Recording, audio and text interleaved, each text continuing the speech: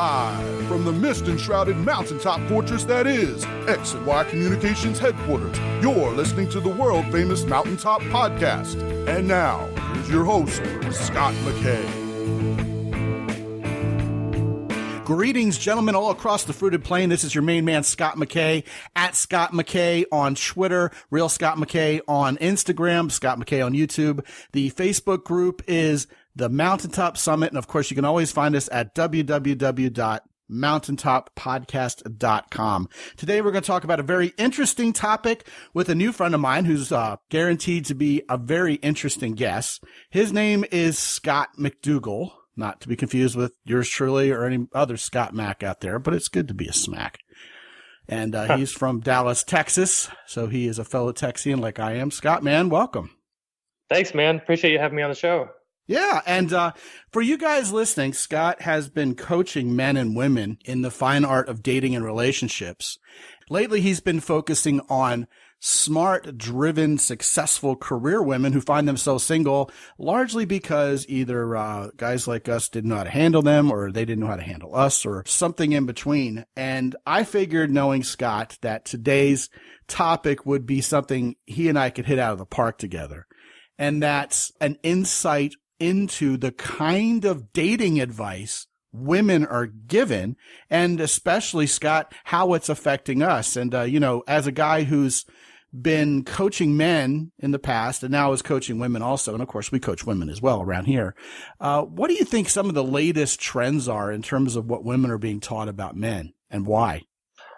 It's a great question. I think a lot of women are complaining that guys don't do the things that they used to do, right? So they don't step up as much. They're not like whining and dining them. They're more doing coffee dates. And, even though that's what women are saying, and some people are agreeing with them, I don't entirely agree with them, because I feel like there's a lot of entitlement going on.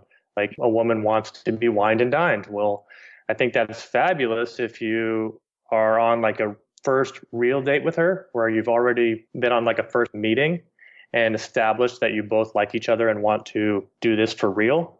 But if a woman is like, has these huge expectations for the way she deserves to be treated on the first meeting when you guys don't even really know each other, I think that's an unhealthy expectation on the part of the female.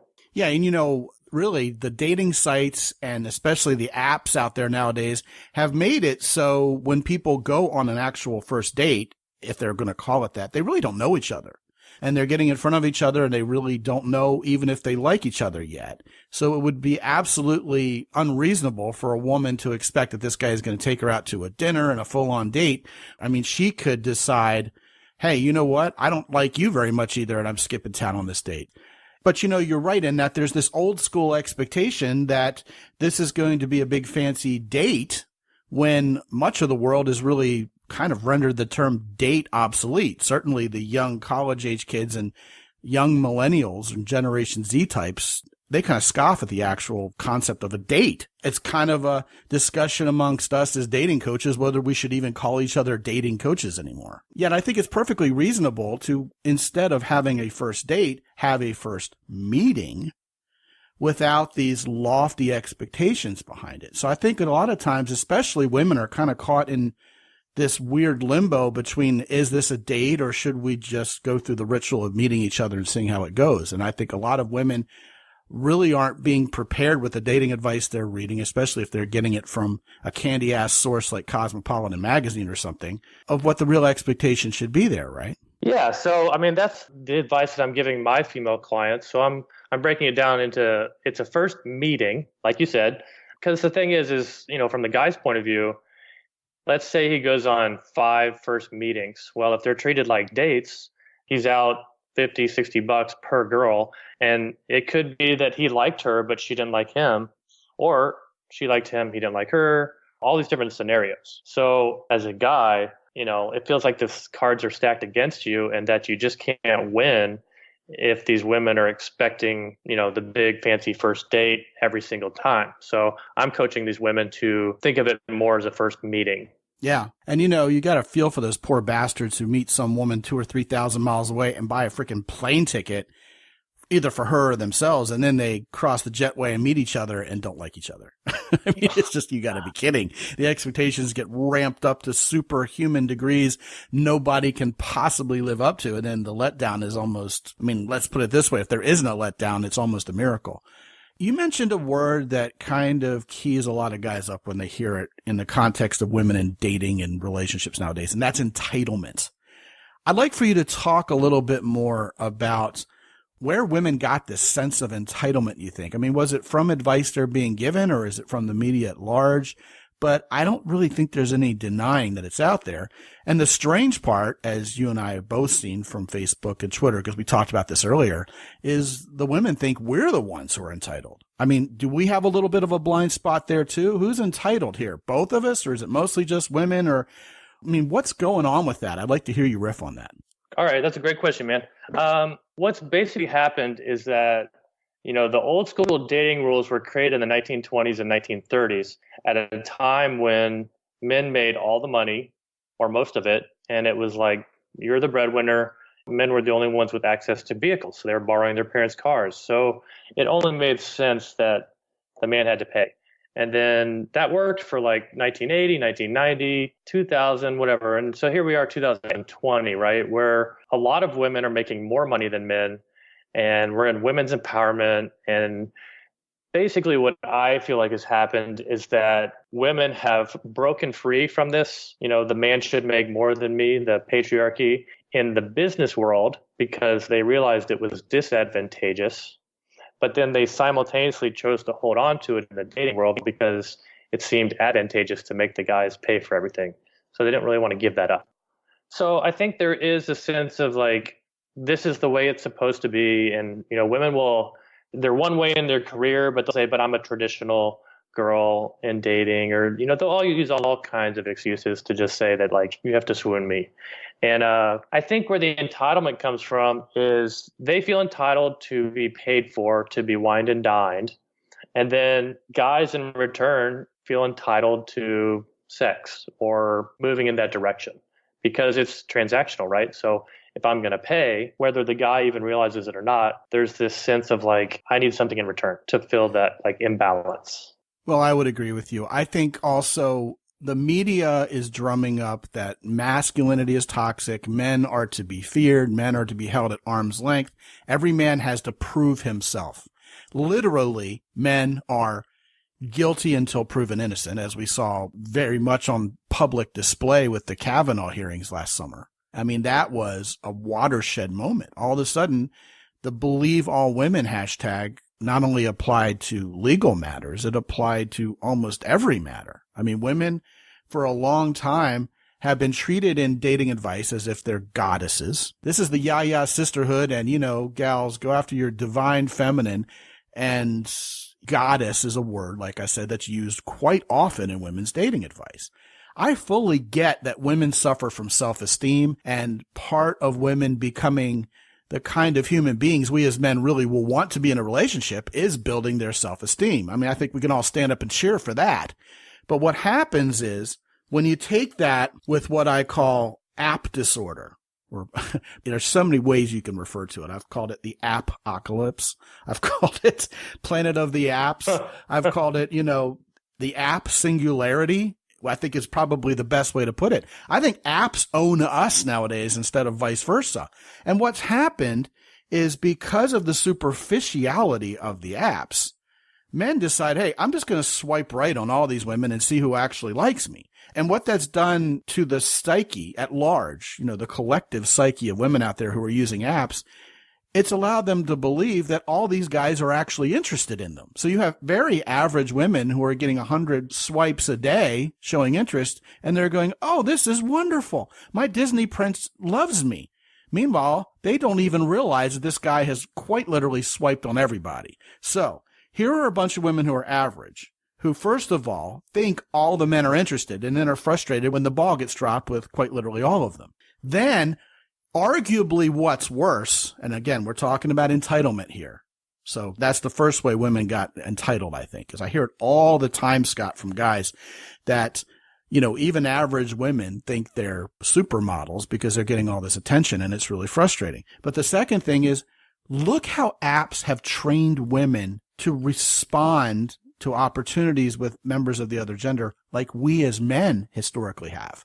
Because what does an app do? It shows you a picture. It demands a split-second decision of you as to whether you think this is a pretty picture or not. So we are retraining women to consider looks first, just like we as men have been accused of doing for, I don't know, centuries. So you got a bunch of women going, oh, he's cute, he's not. So you know, most of us as guys aren't particularly handsome. I mean, women are much more beautiful creatures than we are. You can tell in the media. You can tell even how women respond to each other. That's the case. So 1 + 1 there equals entitlement. And so women are showing up also because of the brevity of the apps. You know, you get just a little bit to talk about yourself and it's not going to be of any consequence. Because women still under there want a man to take the lead, it's become, hey, entertain me. You know what?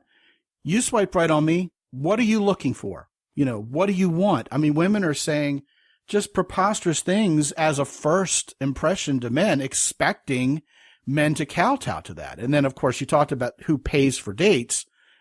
You know, the general rule, even nowadays, is whoever invites pays. And men are the leaders. Men are wired to be the providers and protectors. So, of course, we are confronted with a couple women who finally, you know, root through all the bird's nest of social communication there and actually end up talking to us. And they're like, okay, entertain me. And the guy's like, oh, you want to go to dinner? And of course, he invites, he pays. And it ends up becoming a very expensive social life for these guys. Meanwhile, women really are feeling entitled.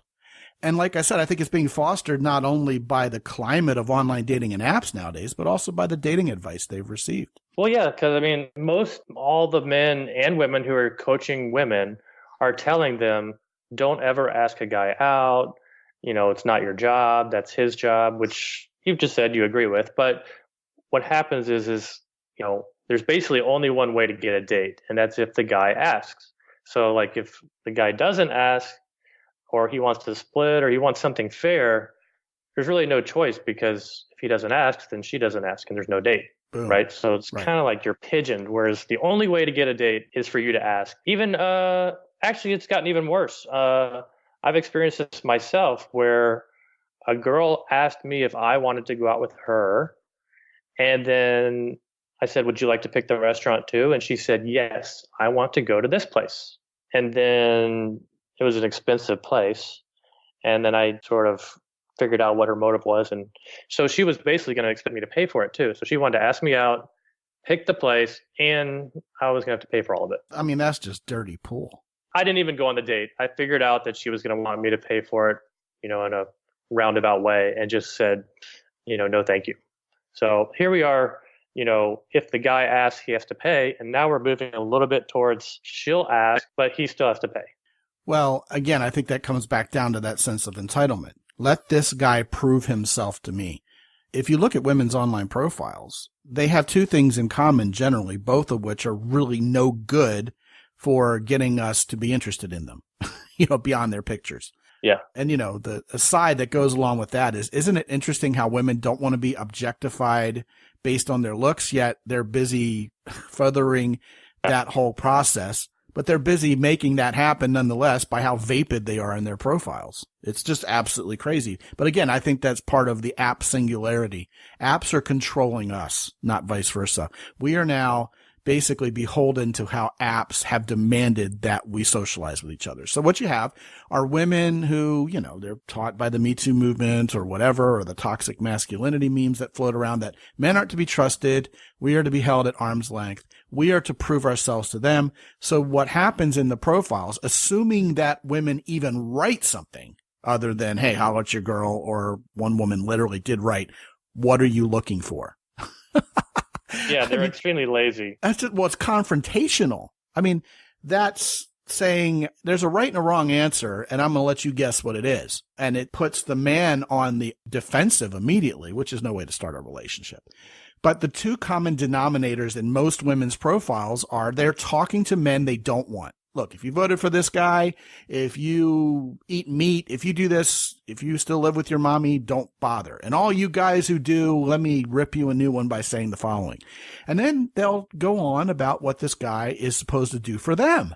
I need a man who does this. I need a man who's not going to be shy about giving me his credit card. I need a man who's willing to pitch in and do the dishes. Well, what's she bringing to the table? I've had women respond in anger to me for even suggesting that. And these are women who've paid me to coach them. Just the other day, to kind of illustrate this, and then I want to hear your thoughts on it. I saw a Facebook post that just made me chunder gust Diet Coke all over my keyboard. It was so funny. All right. Here's the deal.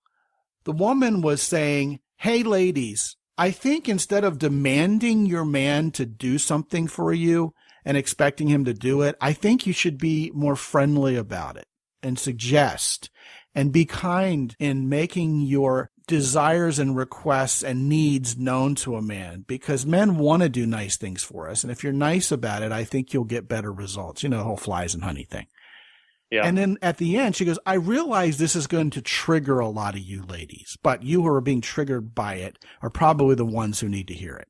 So at first, on the surface, you think, oh, great, this dating coach is actually teaching women how to be nice. And then you realize how deep this rabbit hole is really going. And you go, wait a minute.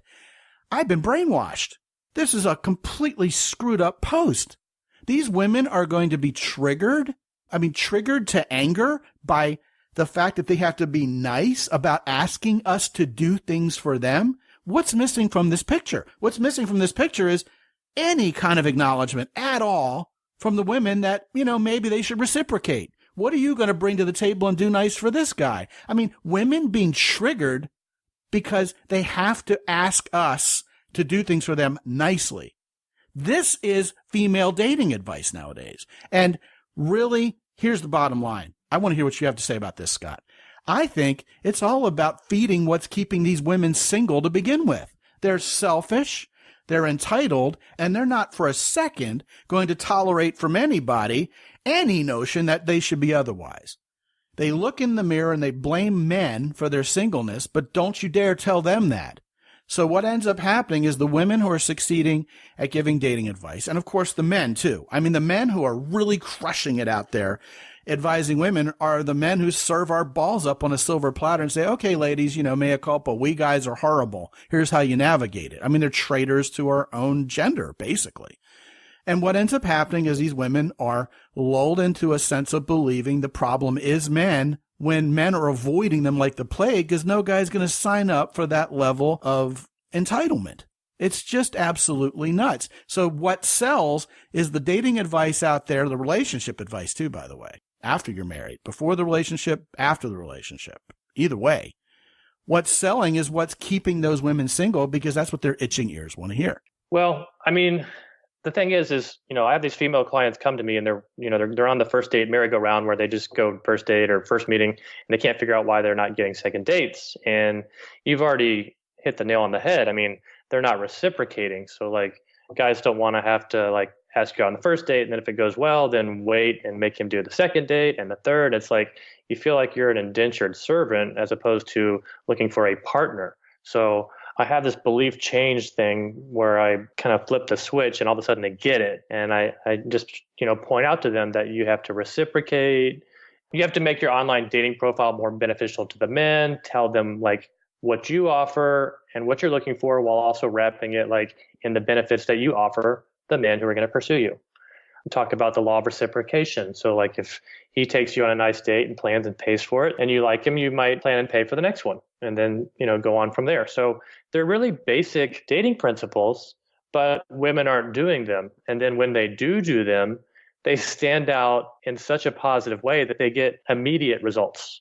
So the biggest challenge is getting them to overcome their beliefs. And it's not easy to do, but I've designed a process for that. Good. Yeah, it's interesting. The women who actually are friendly and want to bring something to the table and good looking and sweet and not mean to waiters and actually like men, oh my gosh, we guys will do anything for those women. Those are the kind of women we all want. And yet women just can't take down that barrier and allow it to happen. And, you know, we as guys aren't off the hook either. I mean, you got the MGTOW guys out there who think it's all women's fault. They're all horrible, terrible people. But, you know, they're not going their own way. They're still talking about women constantly, which proves that women are still on their mind, but they're not going to get any of the women. It's all going to be one big giant self-fulfilling prophecy because of their attitude. So just like the women who think men are all terrible, and, you know, I've gone on 40 dates in the last year and I haven't connected with anybody because they're all horrible. It's like, you know what? Pot, meat, kettle, right? But those women, when they do have this epiphany that, hey, maybe I need to give a little to get a little, not only are they going to get a better response from men, they're also going to have a better relationship. Now, as I've said all the time, people are probably sick of hearing it, but I'll say it again anyway. My relationship with Emily is not work. You know, oh, your relationship is hard work. We give to each other. We support each other. My life is better every day because she's in it. And yet people are still scrambling to get what they want without, wait for it, deserving what they want, which is what we talk about all the time around here. So here's my next question for you.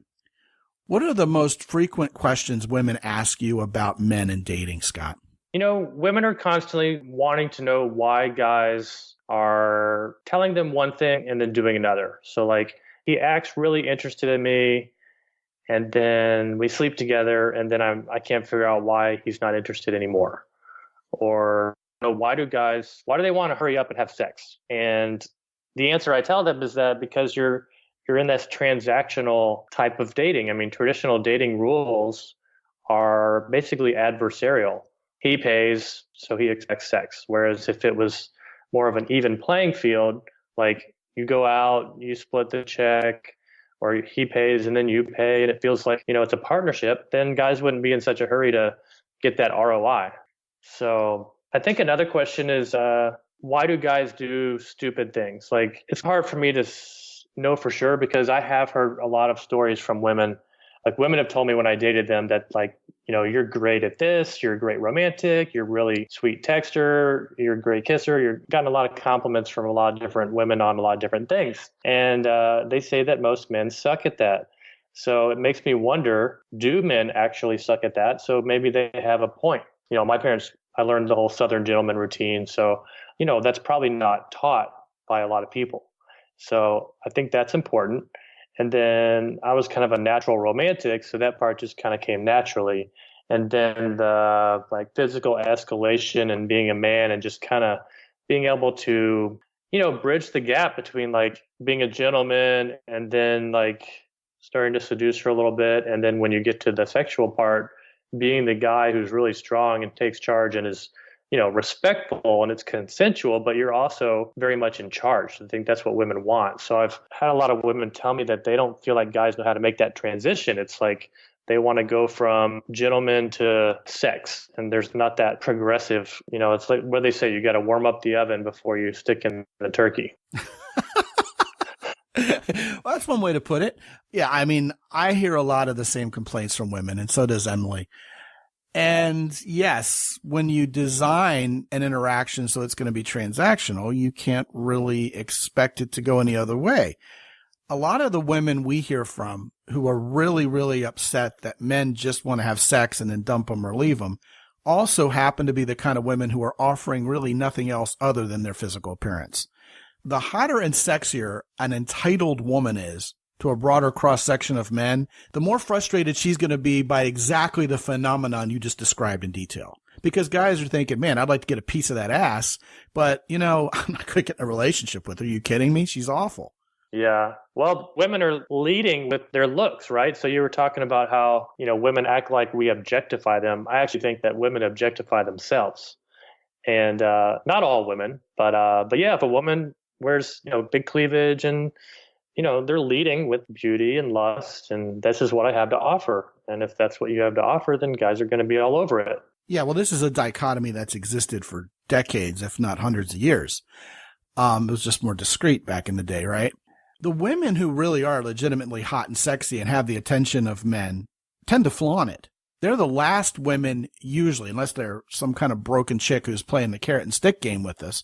But the women who look good and know it typically are the last ones to fault men for appreciating it. It's the women who have a hard time attracting men visually who think we're all evil and horrible for having that wired into our being. It's not the hot women we're actually interested in who tend to feel that way. So that's the dichotomy. On one hand, we're toxic and awful for even having sexual interest physically in a woman, for simply being heterosexual, in many cases. But if you look at the women who are loud and angry about that, they're not typically the women we're interested in anyway.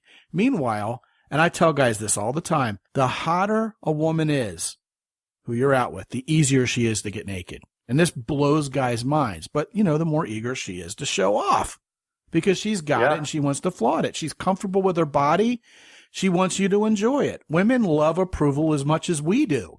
And that's a great way for a woman to get it. But if you happen to be the kind of guy who knows how to be respectful and be a gentleman and actually find out more about who she is and appreciate her at a human level, then it's practically going to be her idea to have sex with you. I'm not sure that notion at all is being fortified in the least by women's dating advice. It's more like, hey, you know what?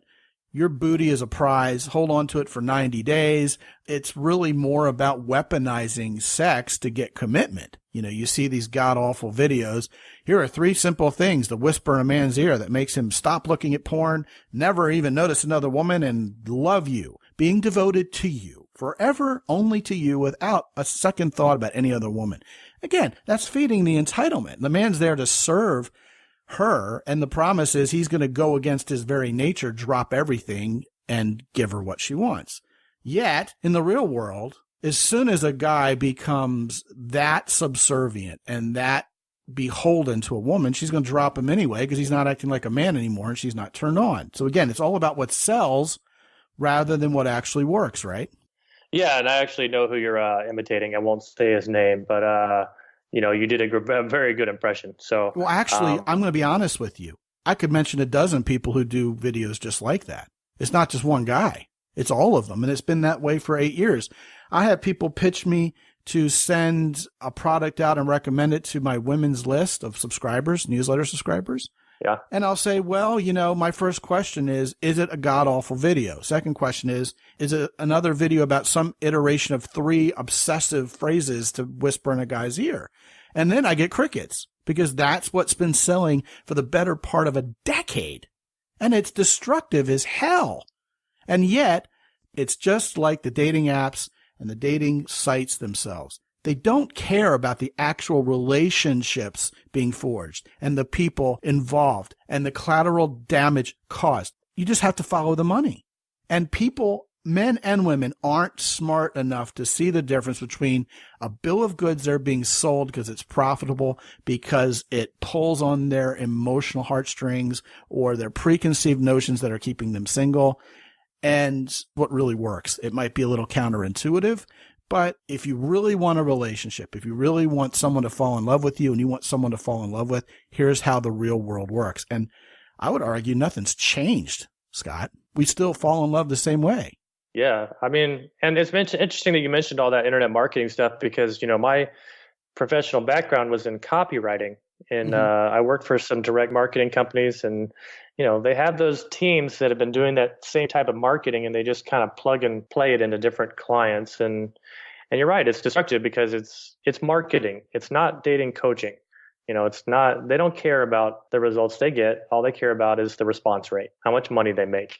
And I think the online dating companies and the apps are pretty similar too. I mean, they make their money on the number of users. So they're not really incentivized to get people off their apps and into relationships. It might be better, more profitable for them if everybody stays single. 100%. So my last question for you before we close is about women and sex. I think based on what we've seen, women are on one hand feeling very sexually liberated. They want to have more sex, especially the younger women are feeling more empowered to have more casual sex, but I think women still don't want to be slut shamed, and they certainly don't want to be coerced or anything else that doesn't involve mutual consent. What are you seeing in terms of talking to women and producing dating advice for women on how to reconcile that in the minds of women? I mean, what are they being taught to do? How are they being encouraged to get the sex they want without being reduced to a mere sex toy for a guy who doesn't care about them? It seems like that's a very real tension in women's dating advice nowadays. Do you think so?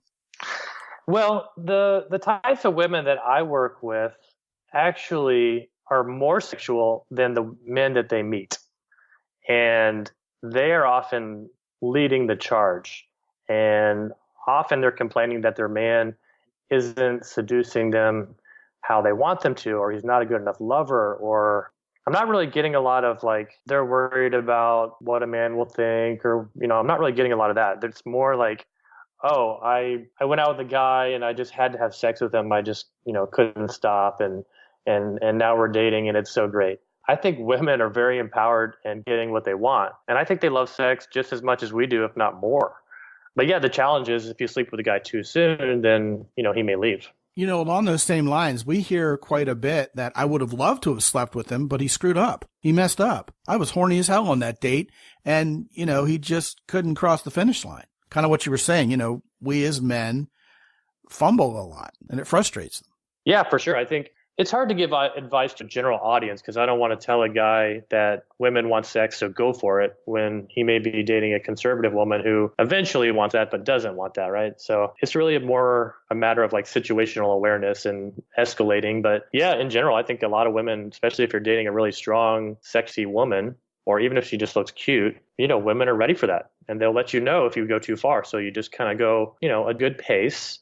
And if you're going too fast or too far, she'll let you know. And if not, then just keep going. To kind of top off that conversation, it is occurring to me right now that women are virtually never coached on how to help men at all with any aspect of this. Women, in my experience, are completely oblivious to the very existence of the phenomenon we know as approach anxiety. They just think if a guy isn't talking to him, he can't possibly be scared of him. I mean, she's just a girl. He must be disinterested. And when women are out on a date with a guy, guys are very confused by what they've heard about concepts like, hey, I love a man who goes after what he wants. I love a man who's dominant and bold.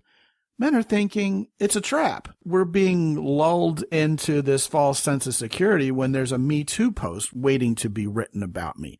And so guys are very, very insecure on dates about expressing any sexual interest because they're expecting, the carrot and the stick. And yet women are like, why doesn't this guy just make his intentions known? Why doesn't he just man up and seduce me? And men are just left going, why doesn't she give me some kind of freaking sign she wants that? Now, that's notwithstanding the fact that women do give men signs and we are blind to them because we don't have field sense. That's another whole podcast. But isn't it amazing how even in the year 2019, women still aren't being coached on how to help guys help the situation along? I mean, I understand women don't want to make the first move, but even educating women about what approach anxiety is or why this guy is not bringing up sex even on the 5th or 6th date would be beneficial to everybody, don't you think? Yeah, and I actually do cover this in my program for women and, the book that I have coming out. So Good for you. I talk about how you'd be amazed how if a guy is not that interested in you, he can talk to you all day long. But the second he really likes you and thinks that you could be someone he'd be really interested in, he's now terrified to come talk to you.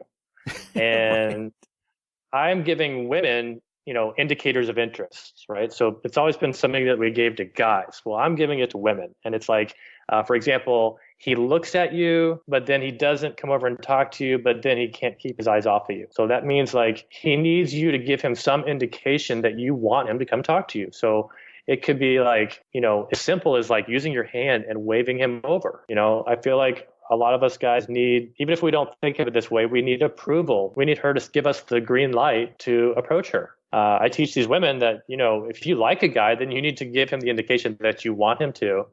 Or, so just what you're talking about. Women basically think that all men are alpha men or that they should be. And if they're not, if they don't display the characteristics they've been taught, of a alpha man, then they just assume, oh, he doesn't like me, when, nothing could be further from the truth. So that's part of what I'm teaching women is, hey, this is how men actually are. And it's a win-win if you make their life a little easier, or tell them you would like for them to take you on a date, or, I call it like leading him to lead you. So you still want him to be the leader, but you need to like tell him what that might look like, right? So we want to, if I go out with a woman, I want to please her. So I might say, would you like to go to the Greek restaurant, the Chinese, or the Italian, right? A lot of times what women do is they'll say, I don't know, you pick, right? And that's horrible, because it's like, I don't care which of the three I go to. I just want to go to the one that you want to go to, right? But women have been told that men are decisive, and if they're not decisive, then they're not a real man. And so what I teach my clients to do is to say, hey, look, just pick the one of the three that you like the best and say, great, let's meet at the Italian restaurant at, Saturday at 8 o'clock. Does that work for you? And so I'm basically teaching women how to make men's lives easier for their mutual benefit. Well, I would also add to that men can make their own lives easier by striking conversations before the chips are down in that area and listening. When you're first getting to know her, hey, what kind of food do you like, et cetera, et cetera. And then when you plan the date, you plan something perfect because you had your ears open. Then you don't ever have to have that transaction to begin with. But getting back to what you just said a couple minutes ago, honestly, if someone would just let these women know that when they see a guy who seems socially confident, except around her, that's your almost foolproof signal that he's into you. Just run with it. Give him a little bit of a break. Give him a little bit of an indicator that helps him know, hey, it's okay. We can move on with this interaction. I'm kind of digging you too. So yeah, good stuff there. Well, we're running out of time, and I want to point these guys to a resource on your behalf since you were so kind to be a guest on the show. Right now, you're not really doing a lot of things for men in particular. So per your request, we're just going to point them to be your friend on Facebook. So I've set that up for you. And the URL is www.mountaintoppodcast.com / let's go with Scott M.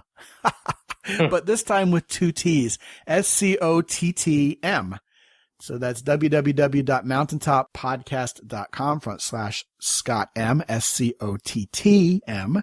And befriend Scott on Facebook and see what's going on in his world. Scott, great conversation about a topic that I think a lot of guys really have never dug into before, and I think this has been really valuable. So thank you for all your insight and for your time today. Thanks, Scott. And guys, I've been talking to you for the last couple episodes about laser coaching, which is brand new. This is for you busy guys out there who would rather have your coaching in 20-minute increments rather than having to plan 60 or 90 minutes at a time.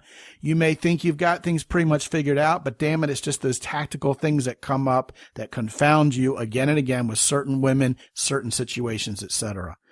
This is a cost-effective program to work with me directly, one-on-one. You won't be sent to a junior coach. You'll work with me directly and have me on call for you whenever you'd like to resolve these various things that come up in your dating life, even your professional life. So go to www.mountaintoppodcast.com, find the laser coaching link there. And while you're visiting that site, go ahead and sign up for my newsletter where I send you actionable advice every single day on how to get better with women and be the man you were always born to be.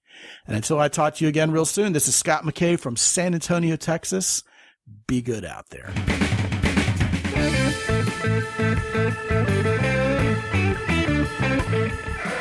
The Mountaintop Podcast is produced by X&Y Communications. All rights reserved worldwide. Be sure to visit www.mountaintoppodcast.com for show notes. And while you're there, sign up for the free X&Y Communications newsletter for men. This is Ed Roy Odom speaking for the Mountaintop Podcast.